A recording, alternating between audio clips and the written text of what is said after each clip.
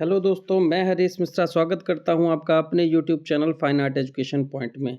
आज हम आपके लिए लेकर के आए हैं 2022 टीजीटी हरियाणा टीजीटी टेट परीक्षा में जो प्रश्न पूछे गए थे, उस प्रश्न पत्र को हम सॉल्व करते हैं। जैसा कि हम जानते हैं, टेट परीक्षा में 91 क्वेश्चन से लेकर के 150 तक के क्वेश्चन अपने सब्जेक्ट के होते हैं, यानी कला से संबंधित प्रश्न पूछे जाते हैं।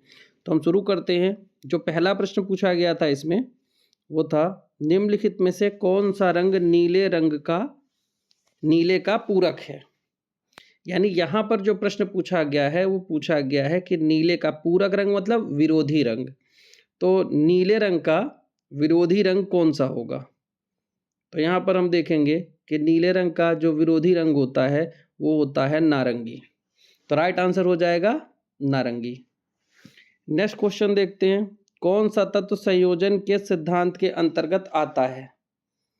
तो देखो, ये मैंने पहले भी बताया है कि कला के अंग, कला के तत्व और संयोजन के सिद्धांत, ये हमें अच्छे से पता होने चाहिए कौन किसके अंतर्गत आता है, क्योंकि यहाँ से प्रश्न जरूर बनते हैं। तो यहाँ से प्रश्न पूछा गया है कौन सा तत्व संयोजन के सिद्धांत के अंतर्गत आता है। तो संयोजन के सिद्धांत के लिए मैंने याद कराया था प्र और स। प्र से प्रवाह, प्रमाण, प्रभावितता और स से संयोग, सामंजस्य, संतुलन। तो यहाँ पर हम देखेंगे तो सामंजस्य जो है ये संयोजन के सिद्धांत के अंतर्गत आता है। तो राइट आंसर हो जाएगा बी। रेखा, रंग, पोत। तो रेखा, रंग, रूप, तान, पोत, अंतराल, ये कला के तत्व हैं।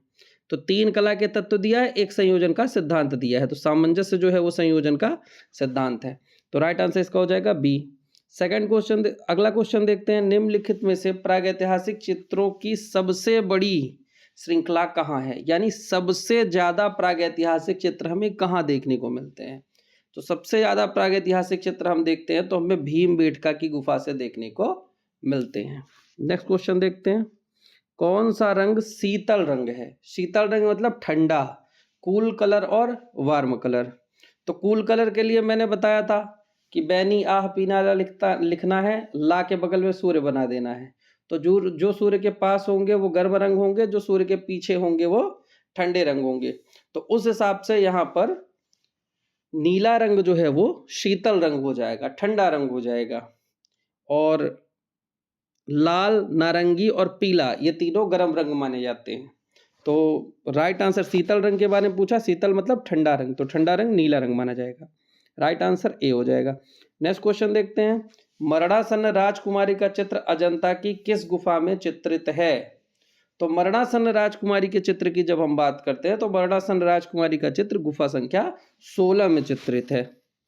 नेक्स्ट क्वेश्चन देखते हैं, चित्रकला का कौन सा तत्व दर्शक को सर्वप्रथम आकर्षित करता है। यानी चित्रकला में कौन सा तत्व है जो दर्शक को सबसे पहले अपनी ओर खींचता है। तो इसका जो राइट आंसर है वो है रंग। जब भी कोई पेंटिंग होती है तो अगर उसमें ऐसे कलर लगे हैं जो हमारी आंखों को तेजी से खींचते, जैसे अग्रगामी रंग, जैसे लाल, पीला, इस तरीके के रंग अगर लगे हैं तो सबसे पहले हमारी नज़र उसी पेंटिंग पर जाएगी जिसमें लाल और पीले रंग लगे होते हैं। तो ये हमारी नज़रों को आकर्षित कर लेते हैं। तो चित्रकला में रंग होता है जो दर्शक को सर्वप्रथम आकर्षित करता है। अच्छे रंग होंगे जिसमें लगे, लोग पहले वहीं जाएंगे। नेक्स्ट क्वेश्चन देखते हैं, पाल शैली के चित्र किस धर्म और दर्शन से संबंधित है। तो पाल शैली के चित्र जो हैं तो देखेंगे बौद्ध धर्म से संबंधित है, क्योंकि पाल शैली बौद्ध धर्म से संबंधित और जैन शैली जैन धर्म से संबंधित। तो यहाँ पर पाल शैली जो है वो बौद्ध धर्म से संबंधित होगी। तो राइट आंसर इसका हो जाएगा सी, यानी बौद्ध धर्म। पाल शैली की चित्रित पांडुलिपियां किस धरातल पर बनाई गई।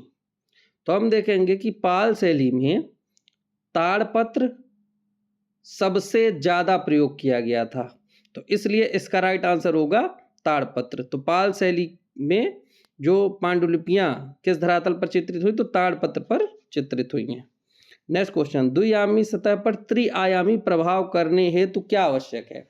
तो जब हमें किसी कागज पर 3D जैसा प्रभाव चित्र में अगर दिखाना होता है तो हम प्रोस्पेक्टिव और छाया प्रकाश यानी लाइट डार्क दिखा करके हम उस चित्र में 3D का प्रभाव ला सकते हैं। तो राइट आंसर हो जाएगा 4, परिप्रेक्ष्य और छाया प्रकाश से। नेक्स्ट क्वेश्चन, स्वर्णिम आयत का सिद्धांत क्या है। स्वर्णिम विभाजन का सिद्धांत जो बात है, तो उसे हम देखेंगे कि जो स्वर्णिम विभाजन का सिद्धांत है ये अनुपात निर्धारण करने की एक विधि है। तो राइट आंसर हो जाएगा ए, अनुपात निर्धारण करने की विधि। नेक्स्ट क्वेश्चन देखते हैं, राजपूत पेंटिंग किसने लिखी है? तो राजपूत पेंटिंग पुस्तक जो है ये आनंद कुमार स्वामी द्वारा लिखी गई थी। इसी राजपूत पेंटिंग पुस्तक में इन्होंने राजपूत चित्रकला को दो भागों में बांटा है, राजस्थानी चित्रकला और पहाड़ी चित्रकला में।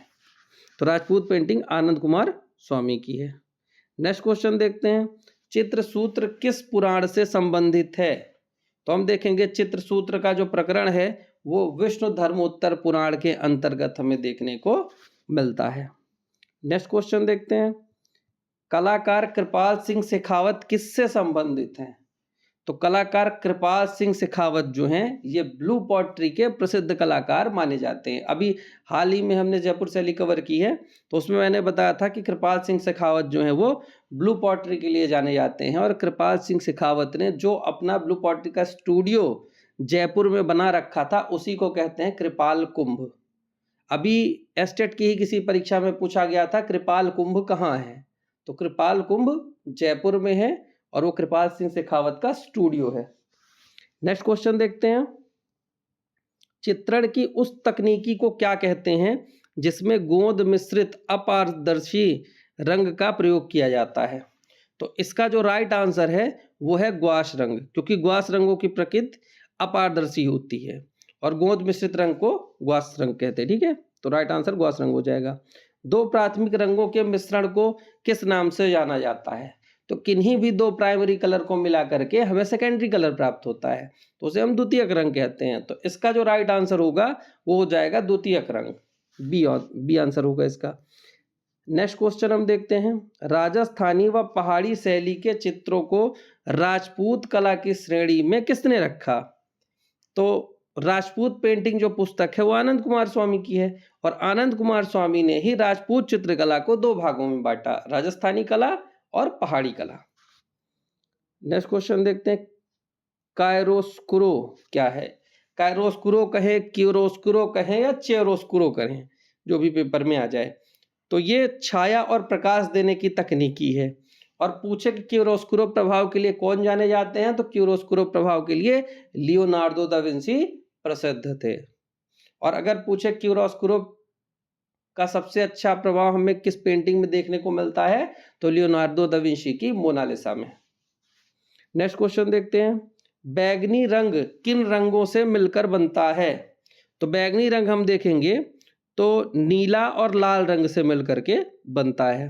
तो नीले में लाल रंग को मिला देंगे तो हमारा बैगनी रंग तैयार हो जाता है। तो राइट आंसर हो जाएगा डी, नीला और लाल रंग।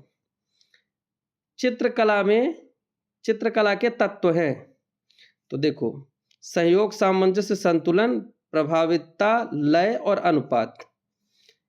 अगला है अंतराल, पोत, परिप्रेक्ष्य नहीं, रेखा, रंग, रूप, तान, पोत, अंतराल। बिल्कुल सही।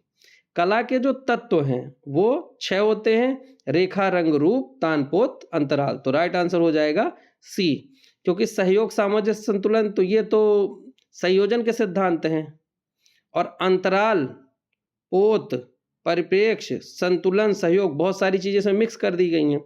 राइट आंसर है सी, रेखा, रंग, रूप, तान, पोत, अंतराल। यही 6 कला के तत्व होते हैं। तो चित्रकला के तत्व पूछा गया है, तो राइट आंसर हो जाएगा सी।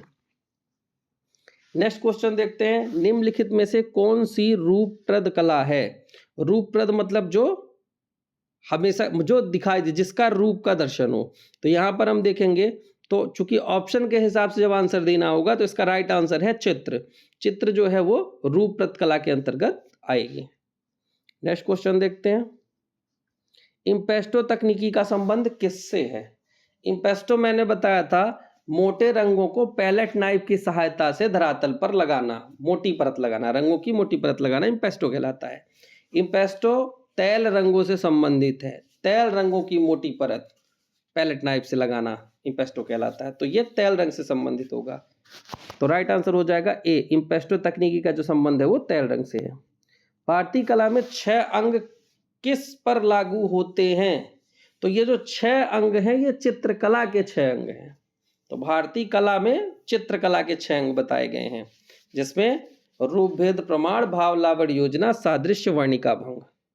तो ये 6 अंग बताए गए हैं, जिसे हम षडंग भी कहते हैं। तो ये चित्रकला से संबंधित, राइट आंसर ए हो जाएगा भारतीय चित्रकला पर।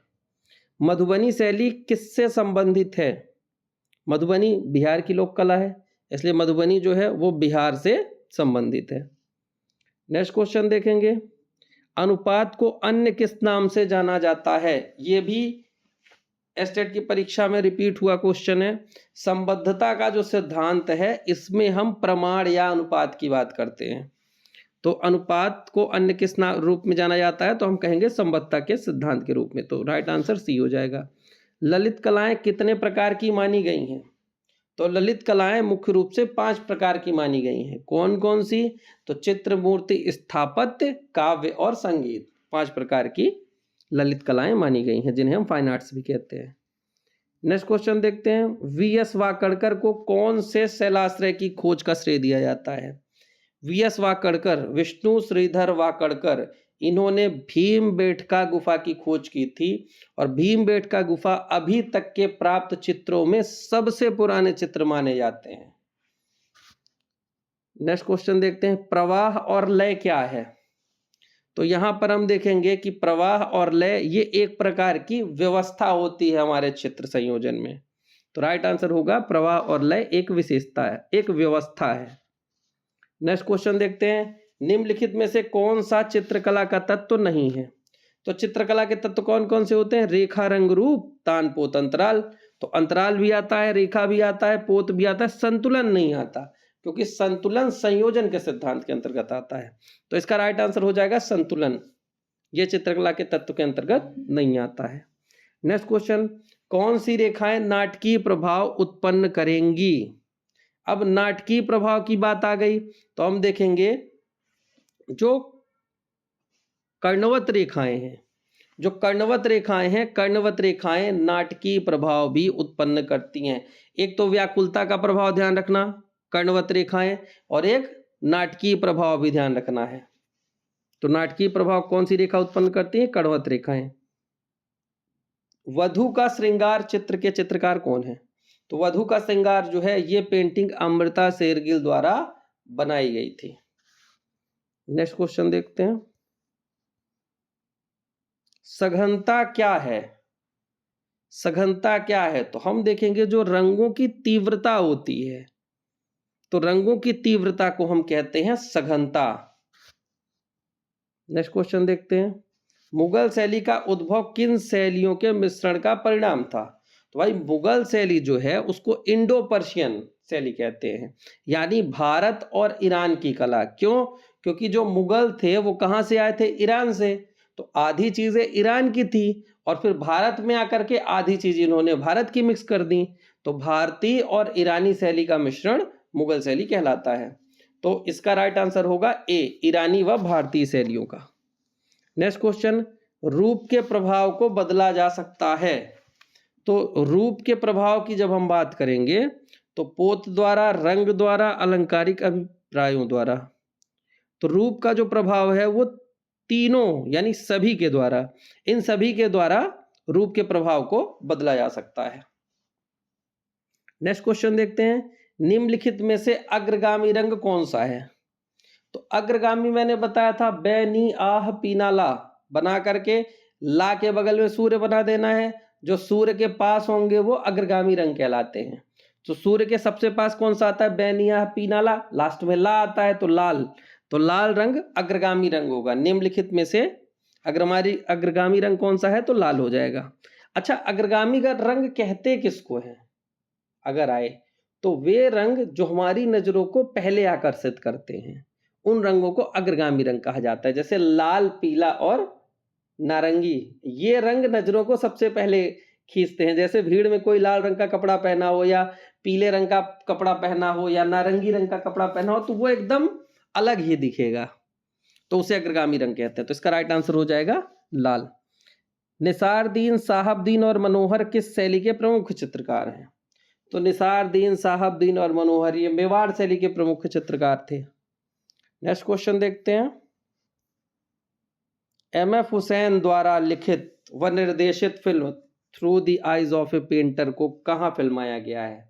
तो हम देखेंगे कि through the eyes of painter जो एम.एफ. हुसैन ने बनाई थी वो राजस्थान में फिल्माई गई है। तो इसका राइट आंसर हो जाएगा राजस्थान। कला रचना में यांत्रिकी कौशल को क्या कहते हैं? तो कला रचना में यांत्रिकी कौशल को तकनीकी कहते हैं। जो आयोग द्वारा सही माना गया है वो तकनीकी माना गया है, छापना में नहीं जाना है। ठीक है, बहुत से लोग छापना लगा रहे हैं, उंगली छापना नहीं होगा। आयोग के द्वारा जो माना गया है वो राइट आंसर है, तकनीकी को कहते हैं। नेक्स्ट क्वेश्चन देखते हैं, समस्त ललित कलाओं में समान गुण कौन सा है? तो ललित कलाएं जितनी भी हैं, चित्र, मूर्ति, स्थापत्य, काव्य, संगीत, इनमें से जो समान गुण है वो होता है लय। लय सब में होना चाहिए। चाहे कोई कविता गा रहे हैं उसमें भी लय होना चाहिए, चित्र हो उसमें भी लय होना चाहिए, मूर्ति है उसमें भी लय होना चाहिए। तो लय समस्त ललित कलाओं में समान गुण है। नागर, द्रविड़ और बेसर किससे संबंधित शैलियां हैं? तो ये देखेंगे तो ये मंदिर स्थापत्य की शैलियां हैं। तो पूर्वी भारत में नागर शैली, दक्षिण भारत में द्रविड़ शैली और दोनों के बीच में बेसर शैली देखने को मिलती है। तो ये मंदिर वास्तु से संबंधित है। तो राइट आंसर हो जाएगा इसका बी। पूर्व मध्यकालीन चित्रों को अपभ्रंश शैली नाम किसने दिया? तो पूर्व मध्यकालीन चित्रों को अपभ्रंश शैली यानी जैन शैली को अपभ्रंश शैली नाम दिया था राय कृष्णदास ने। और राय कृष्णदास एकदम सटीक नाम दिया करते थे। तो जैन शैली का सबसे उचित नाम अपभ्रंश शैली ही था। तो अपभ्रंश शैली नाम किसने दिया है? तो इसका राइट आंसर हो गया राय कृष्ण दास ने। नेक्स्ट क्वेश्चन देखते हैं, निम्नलिखित में से असमान को पहचानिए। निम्नलिखित में से असमान को पहचानना है इसमें। तो अभिव्यक्ति, संतुलन, प्रभावितता और सामंजस्य। तो इसमें हम देखेंगे तो संतुलन, प्रभावितता और सामंजस्य ये तीनों संयोजन के सिद्धांत हैं। अभिव्यक्ति संयोजन का सिद्धांत नहीं है। तो इसका राइट आंसर हो जाएगा ए, ये असमान है, बाकी तीनों एक हैं। क्यों? क्योंकि तीनों संयोजन के सिद्धांत के अंतर्गत आते हैं, ये नहीं आता है। तो राइट आंसर इसका हो जाएगा अभिव्यक्ति। नेक्स्ट देखते हैं, ज्यामिति, अलंकारिक और प्राकृतिक किसके प्रकार हैं? तो यहां पर हम देखेंगे तो ज्यामिति, अलंकारिक और प्राकृतिक ये एक प्रकार के रूप के प्रकार हैं। नेक्स्ट क्वेश्चन देखते हैं, कंदरिया महादेव स्थित है। तो कंदरिया महादेव हम देखेंगे तो खजुराहो में स्थित है। और खजुराहो में सबसे प्रसिद्ध जो मंदिर है वो कंदरिया महादेव का मंदिर माना जाता है। और सबसे अच्छी बात यह है कि नागर शैली का सबसे उत्कृष्ट उदाहरण किस मंदिर को माना जाता है, कभी पूछे तो वो भी कंदरिया महादेव का ही मंदिर है जो कि खजुराहो में स्थित है। तो राइट आंसर हो जाएगा खजुराहो। संकीसा से प्राप्त मौर्यकालीन स्तंभ किस पशु शीर्षक से युक्त है? तो संकीसा में जो मौर्यकालीन स्तंभ है उस पे हम देखेंगे तो उसके ऊपर हाथी बनाया गया था। तो संकीसा में हस्ती या गज, यानी इसका राइट आंसर हो जाएगा सी नंबर। तो संकीसा में हाथी है। दृष्टि के कोण के कारण रूप अथवा आकारों में आने वाले छोटेपन को क्या कहते हैं? तो दृष्टि के कोण के कारण रूप अथवा आकारों में आने वाले छोटेपन को क्या कहते हैं? तो इसका राइट आंसर होगा स्थित जन्य लघुता। आकारों का जो छोटापन हो जाता है ना, जितना दूर जाता जाएगा उतना छोटा होता जाएगा, तो उसे कहते हैं स्थित जन्य लघुता। नेक्स्ट क्वेश्चन, चित्रकला के तत्वों के अनुसार रेखाएं कितने प्रकार की होती हैं? तो वैसे तो रेखाएं मुख्य दो प्रकार की होती हैं, औपचारिक और अनौपचारिक। चूंकि यहाँ पर दो ऑप्शन में नहीं है तो फिर उसके बाद मैंने बताया था कि मुख्य रूप से रेखाएं 7 प्रकार की होती हैं। तो यहाँ पर राइट आंसर हो जाएगा 7। रेखाएं 7 प्रकार की होती है। नेक्स्ट क्वेश्चन हम देखते हैं, सम विभक्ति और असम विभक्ति यानी दोनों साइड एक बराबर बांटना या असम बांटना, दोनों साइड सम ना हो, तो ये किससे संबंधित है? तो ये हम देखेंगे अंतराल विभाजन से संबंधित है। सम अंतराल बांटते हैं या असम अंतराल बांटते हैं, तो ये अंतराल से संबंधित। तो राइट आंसर हो जाएगा अंतराल से। सीधी लंबवत रेखा चित्र में कौन सा भाव या विवेक प्रकट करती है? तो सीधी एवं लंबवत रेखा जो होती हैं ये स्थायित्व का भाव प्रकट करती हैं। कौन सा? स्थायित्व का। और आकांक्षा का भी भाव यही रेखाएं प्रकट करती हैं जो सीधी होती हैं। तो यहां पर राइट आंसर क्या होगा? यहां पर राइट आंसर होगा स्थायित्व का भाव प्रकट करती हैं। नेक्स्ट क्वेश्चन देखते हैं, पोत क्या है? तो पोत हमने पढ़ा था धरातल का गुण, तो धरातल सतह को ही कहते हैं। तो पोत क्या है? तो पोत सतह का गुण है। तो राइट आंसर बी हो जाएगा, सतह का गुण। आगे देखते हैं, निम्नलिखित में से क्या आधुनिक कला में अत्यधिक महत्वपूर्ण है? यानी आज की जो कला है, अनुपात महत्वपूर्ण है कि पोत महत्वपूर्ण है कि रंग महत्वपूर्ण है कि अंतराल महत्वपूर्ण है? तो जो इन्होंने ये प्रश्न पूछा था, इस प्रश्न का उन्होंने अपनी उत्तर कुंजी जो उनकी ऑफिशियल आंसर की आई थी, उसमें उन्होंने इसमें स्टार बना दिया था। यानी इसका कोई भी उत्तर उन्होंने नहीं दिया है। इस उत्तर को गलत माना है कि इसमें जो ऑप्शन है उसके हिसाब से इसका उत्तर नहीं दिया जा सकता। तो ये प्रश्न गलत माना गया है। इसको सबको, इसके नंबर सबको दे दिए गए थे। तो इसको हम आगे चलते हैं, देखते हैं। इसमें कुछ भी आप कर सकते हो, इसका कोई भी आंसर सही नहीं होगा इसमें से। चित्र में रंग का मूल कार्य क्या है? चित्र में रंग का मूल कार्य क्या है? तो यहां पर जो इसका राइट आंसर है, वो चित्र में रंग का जो मूल कार्य है वो है भाव उत्पन्न करना। राइट आंसर है भाव उत्पन्न करना। नेक्स्ट क्वेश्चन देखते हैं, सांची की मूर्ति कला मुख्यतः किस धर्म से संबंधित है? तो जो सांची की मूर्ति कला है, तो सांची स्तूप है। स्तूप किससे संबंधित है? बुद्ध से संबंधित है। तो 142 का जो राइट आंसर है वो हो जाएगा बुद्ध धर्म, यानी कि बी इसका आंसर हो जाएगा। नेक्स्ट देखते हैं, फ्रेस्को सेको और फ्रेस्को ब्यूनो शब्दावली किससे संबंधित है?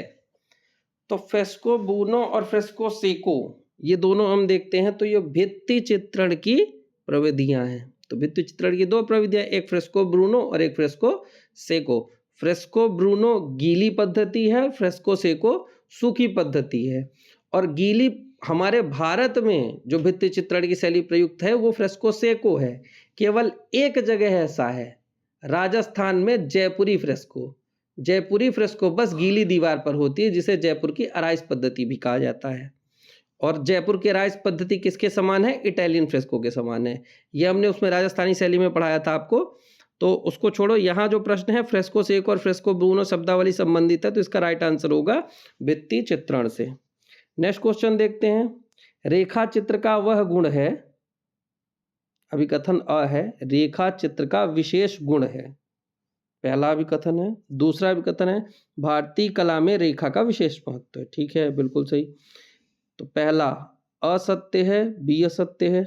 दूसरा अ और बी दोनों सत्य हैं, और भी दोनों असत्य हैं, असत्य है वो बी सत्य है। तो देखो, रेखा चित्र का विशेष गुण है, तो सीधी सी बात है रेखा तो महत्वपूर्ण है ही, तो सही है।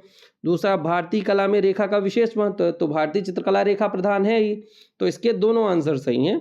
तो ये हमारा राइट आंसर होगा बी, अ और ब दोनों सत्य हैं, दोनों अभिकथन सही हैं। नेक्स्ट क्वेश्चन देखते हैं, असममित रूप का उदाहरण है। तो रूप हमने बताया था, रूप के दो प्रकार होते हैं, एक होता है सममित और एक होता है असममित। तो सममित का मतलब ये होता है कि अगर हम उसको 20 से डिवाइड करें तो दोनों साइड समान हो। जैसे गिलास के बीच से लाइन खींचे तो दोनों साइड एक जैसा होगा, वर्ग के बीच से लाइन खींचे तो दोनों साइड एक समान होगा, वृत्त के बीच से अगर लाइन खींच दे तो दोनों भाग एक बराबर होंगे, लेकिन शंख के बीच से करेंगे तो दोनों एक बराबर नहीं होंगे। तो असममित रूप का जो उदाहरण है वो शंख होगा, बाकी सब सममित रूप के उदाहरण हैं। तो राइट आंसर शंख। निम्नलिखित में से किस रूपाकार में पूर्णता का भाव अंतर्निहित है? तो पूर्णता का भाव अंतर्निहित की जब हम बात करेंगे, तो जो हमारा वृत्त होता है, वृत्ताकार जो आकार होता है वो पूर्णता का भाव अंतर्निहित रहता है उसमें। तो राइट आंसर हो जाएगा इसका बी। अब हमें यह भी ध्यान रखना चाहिए, त्रिभुज क्या भाव प्रकट करता है, आयत क्या भाव प्रकट करता है, वृत्त क्या भाव प्रकट करता है, वर्ग क्या भाव प्रकट करता है, तो थोड़ा हमें इसे भी देखना चाहिए। नेक्स्ट क्वेश्चन देखते हैं, किन रंग की तरंगदैर्घ्य सर्वाधिक होती है? किन रंग की तरंगदैर्घ्य सर्वाधिक होती है? तो जब हम तरंगदैर्घ्य की बात करेंगे, तो वैसे अगर प्रैक्टिकली समझना हो तो जो रंग सूर्य के पास होगा, जो सबसे पास होगा उसकी तरंग दैर्घ्य सबसे ज्यादा होगी, और जो सबसे दूर होगा उसकी तरंग दैर्घ्य सबसे कम होगी। तो सूर्य के सबसे पास है लाल रंग, तो लाल रंग की तरंग दैर्घ्य सबसे ज्यादा होती है, और सबसे दूर है बैगनी रंग, तो बैगनी की तरंग दैर्घ्य सबसे कम होती है। तो हम देखेंगे तरंग दैर्घ्य सर्वाधिक होती है, तो सबसे अधिक पूछ रहा है, तो सबसे अधिक लाल रंग की होती है, तो राइट आंसर हो जाएगा लाल रंग। नेक्स्ट देखेंगे, कलाकार सतीश गुजराल का संबंध किस कला आंदोलन से है? तो कलाकार सतीश गुजराल जो हैं ये संबंधित हैं दिल्ली शिल्पी चक्र से, तो राइट आंसर हो जाएगा दिल्ली शिल्पी चक्र से सतीश गुजराल का संबंध है। नेक्स्ट क्वेश्चन हम देखते हैं। तो अगला क्वेश्चन है, किस रंगत में काला रंग मिलाने से, किसी रंगत में काला रंग मिलाने से, तो जैसे मान लो कोई रंग है, लाल है कि पीला है, उसमें जब हम काला रंग मिलाते हैं तो क्या होता है?